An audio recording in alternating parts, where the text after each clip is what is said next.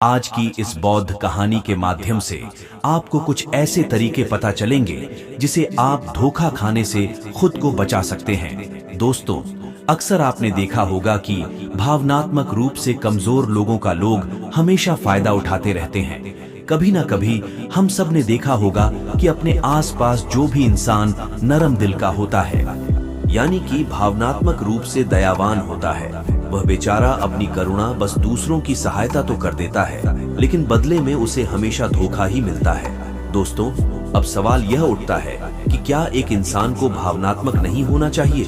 क्या उसे दूसरों पर भरोसा नहीं करना चाहिए? दूसरों की सहायता नहीं करनी चाहिए? क्या दयावान और संवेदनशील होना कोई गुनाह है या फिर कोई गलती है? दोस्तों, यही इस कहानी के माध्यम से जानेंगे। दोस्तों, बहुत समय पहले की बात है। एक बार एक युवा लड़का जंगल के पेड़ों पर मुक्का मार रहा था। वह बड़े जोर जोर से मुक्का मार रहा था। वह अपने माँ का गुस्सा निकालने की कोशिश कर रहा था। शायद उसको किसी ने धोखा दिया था, जिससे वह बहुत ज्यादा परेशान था। उसे कहीं भी शांति नहीं मिल रही थी। वह लगातार उस पेड़ पर मुक्का मार रहा था, जिससे उसकी उंगलियां लहूलुहान हो चुकी थी। इस जंगल में एक शीतल पानी का झरना था। वहां पर एक बौद्ध भिक्षु रोज संध्या काल के समय स्नान करने आया करते थे। यह उनका रोज का नियम था। आज जब वह बौद्ध भिक्षु उस रास्ते से स्नान करने के लिए उस जंगल में आए, तो उसने उस लड़के की हालत देखी। वह जोर जोर से चीख रहा था, रो रहा था और लगातार मुक्के मारे जा रहा था। उस लड़के के आसपास कोई मौजूद नहीं था। इससे उस भिक्षु को उस युवक की चिंता होने लगी। बौद्ध भिक्षु ने सोचा कि कहीं मैं इसे ऐसे ही छोड़ दूं और कहीं यह आत्महत्या न कर ले। तो ऐसे विचार आने के बाद भी वह कुछ नहीं बोले और लगातार उस युवक की तरफ देखे जा रहे थे। भिक्षु एकदम चुपचाप खड़े हुए थे। उसने युवक से कुछ नहीं बोला, कुछ नहीं कहा, बस वह उसको लगातार देखता रहा। कुछ देर तक तो उस युवक ने उस भिक्षु को नजरअंदाज किया, लेकिन कुछ देर बाद उस अजीब सा लगने लगा। तब उसने सोचा कि न तो ये मुझे रोक रहे हैं और ना ही कुछ कह रहे हैं। यह तो बस मुझे देखे जा रहे हैं। इसका क्या मतलब है?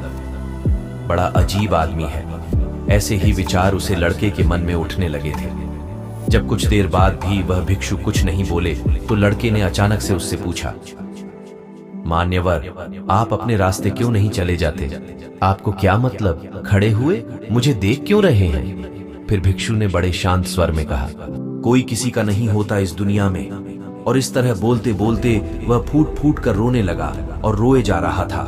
और बौद्ध भिक्षु उसे देखे जा रहे थे। वह उसे चुप करने की कोशिश भी नहीं कर रहे थे। यह बात तो उस लड़के को और ज्यादा अजीब लगी।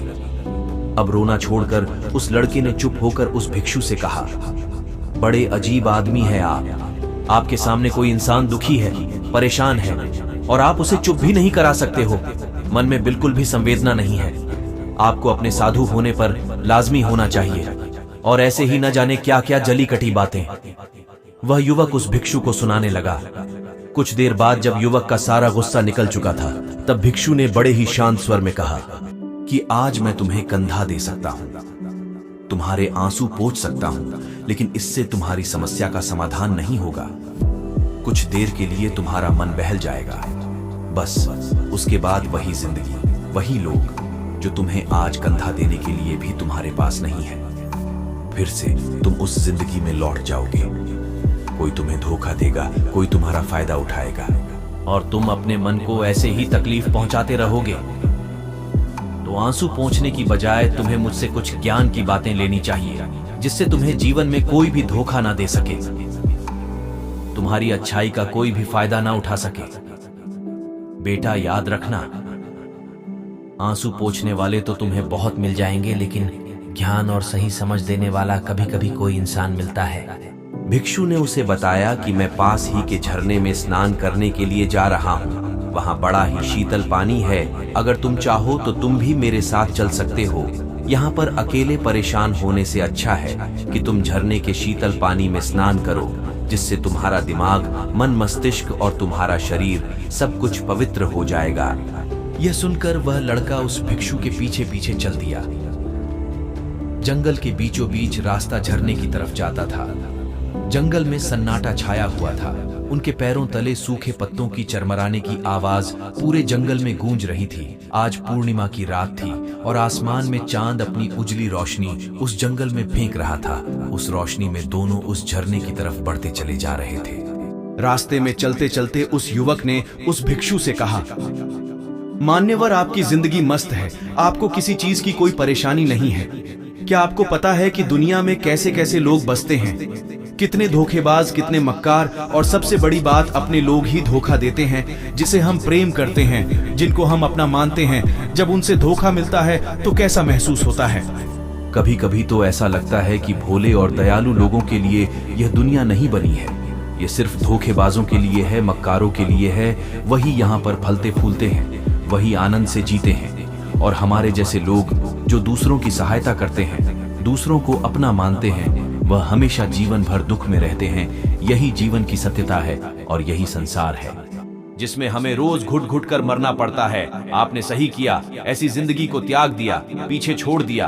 अब बस मुझे किसी से कोई परेशानी नहीं है, किसी की कोई चिंता नहीं है। मैं भी सोचता हूँ कि मैं भी संन्यास ले लूं, छोड़ दूं इस दुनिया को। यह सुनकर उस भिक्षु ने कहा, बेटा तुम्हें क्या लगता है? सन्यासी जीवन बहुत आसान होता है। भिक्षु ने बड़े शांत स्वर में कहा कि तुम्हें तो 2 वक्त की रोटी तो शांति से मिल जाती है, हमें तो कभी कभी वह भी नसीब नहीं होती।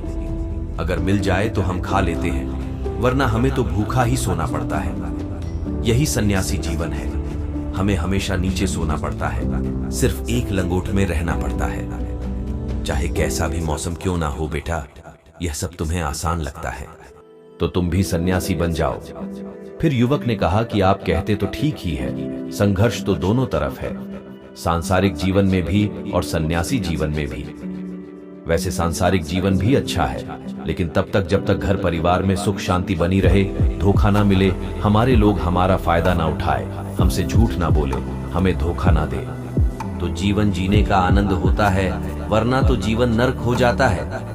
फिर भिक्षु ने कहा, देखो सन्यास अपने मन से लिया जाता है। जब हमारा मन कहता है कि हमें सन्यास के मार्ग पर सफलता हासिल करनी है, आगे बढ़ना है, तो ही सन्यासी जीवन सफल हो पाता है। लेकिन तुम अपने घर से परेशान होकर, दूसरे लोगों से परेशान होकर सन्यासी बनना चाहते हो, तो तुम्हारा सन्यासी जीवन भी कभी सफल नहीं होगा।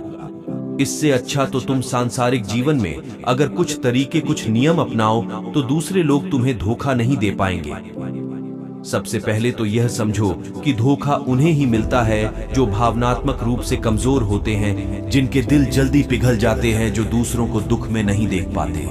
क्योंकि कोई भी आदमी अपनी परेशानी बताकर, अपने को दुख की बात कर तुम्हारा फायदा उठा सकता है। क्या पता वह झूठ बोल रहा हो या वह दुखी होने का नाटक कर रहा हो, लेकिन आपको तो सच ही लगेगा। और उसके कुछ समय बाद आपको पता चलता है कि आपके साथ धोखा हो गया। उसके बाद आपका मन अंदर से टूट जाता है। इसीलिए सबसे पहले इस बात का ध्यान रखना कि किसी भी व्यक्ति को यह एहसास मत होने दो कि तुम भावनात्मक रूप से कमजोर हो। अंदर से तुम्हारा दिल नरम है। अगर उन्हें यह कमजोरी पता चल गई तो वह कोई ना कोई चाल चलकर आपका फायदा उठाने की जरूर कोशिश करेंगे, चाहे आप अंदर से संवेदनशील हो या दूसरों की मदद करने वाले हो। लेकिन किसी को एहसास मत होने दो, ऊपर से कठोर बने रहो। जब लोगों को लगेगा यह आदमी कठोर है, तब वह लोग जो झूठे हैं, मक्कार हैं, वह आपके पास आएंगे ही नहीं। वह उनके आसानी से शिकार होंगे। और दूसरी बात समझने की यह होती है कि हम बहुत जल्दी दूसरों पर विश्वास कर लेते हैं, और हमारा जल्दी विश्वास करने की आदत ही हमें हानि पहुंचाती है।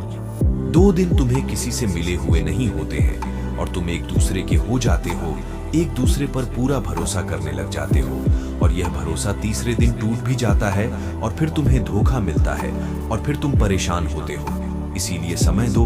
किसी भी चीज को, किसी भी रिश्ते को आगे बढ़ाने के लिए समय की जरूरत होती है। समय के साथ तुम्हें सामने वाले इंसान की अच्छाई और बुराई पता चलती है। तब तुम्हें पूर्ण रूप से पता चलता है कि इंसान वास्तव में कैसा है, अच्छा है या बुरा है, और वह कुछ समय देने के बाद ही होता है। इसीलिए जल्दी किसी पर विश्वास मत करो। अपनी पूरी संतुष्टि तभी करना। अगर तुम किसी के साथ लंबे समय तक भरोसा करना चाहते हो, या किसी के साथ कोई संबंध बनाना चाहते हो, कोई दोस्ती करना चाहते हो, या फिर किसी की मदद करना चाहते हो, तो इन सभी परिस्थितियों में तुम्हें यह जरूर पता होना चाहिए कि दूसरे लोग उस इंसान के बारे में क्या सोच रखते हैं। इसके बाद तुम जीवन में कभी भी धोखा नहीं खाओगे और तुम्हें कभी भी धोखे की वजह से पछताना नहीं पड़ेगा।